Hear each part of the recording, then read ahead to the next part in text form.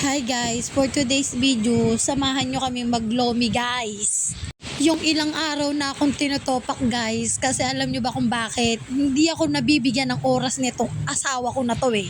Kasi alam nyo ba guys kung ano yung pinagkakabalahan niyan guys? Bukod sa pagtatrabaho, nag-ML, pagdating sa trabaho, nagalaklak, pagdating sa akin, pagod na pagod.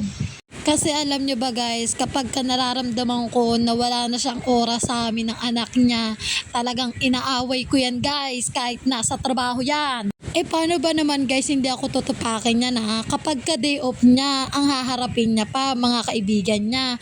Tapos kami ng anak niya, tutulugan niya lang kami buong maghapon. Talaga naman, sino ba naman talaga ang hindi sasama ang loob kapag kaganyan yung asawa, di ba guys? Tingnan mo guys, kung hindi pa ako maglalabas ng sama ng loob, hindi na pa ako ilalabas guys. Tingnan mo lang. Thank you for watching guys. Bye-bye!